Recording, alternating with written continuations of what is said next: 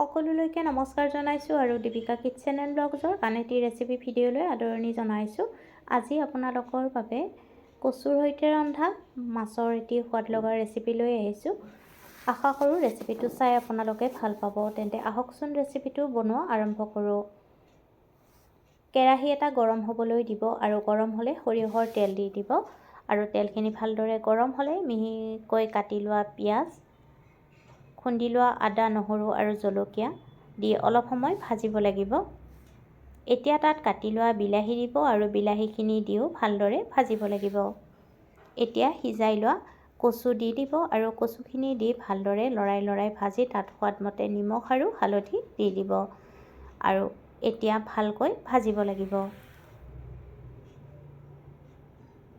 এতিয়া জোখমতে গৰম পানী দি দিব আৰু পানীখিনি দি ভালদৰে মিহলাই ল'ব।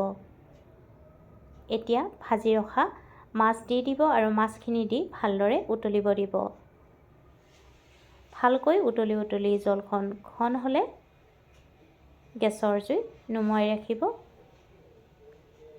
এয়া কচুৰ সৈতে ৰন্ধা মাছ ৰেডি। নুমুৱাৰ আগে তাত গোটা গৰম মছলা, জিৰা, ধনিয়া গুড়ি দি দিব আৰু দি গেছৰ জুই নুমুৱাই থ'ব আৰু নমাই গৰম ভাতৰ লগত পৰিৱেশন কৰিব। ৰেচিপিটো যদি ভাল লাগে তেতিয়াহ'লে ভিডিঅ'টোত লাইক, কমেণ্ট, শ্বেয়াৰ আৰু দীপিকা কিটচেন চেনেলটো যদি এতিয়ালৈকে ছাবস্ক্ৰাইব কৰা নাই প্লিজ চেনেলটো ছাবস্ক্ৰাইব কৰি কাষত থকা বেল আইকনটো অন কৰি ৰাখিব। তেতিয়াহে মোৰ আহিবলগীয়া ভিডিঅ'ৰ ন'টিফিকেশ্যনবোৰ আপোনালোকে সৰ্বপ্ৰথমে পাব। পুনৰ উপস্থিত হ'ম এটি নতুন ৰেচিপি ভিডিঅ'ৰ সৈতে। আজিলৈ আহিলোঁ। ভিডিঅ'টো শেষলৈকে চোৱাৰ বাবে আপোনালোকক অশেষ ধন্যবাদ জনালোঁ।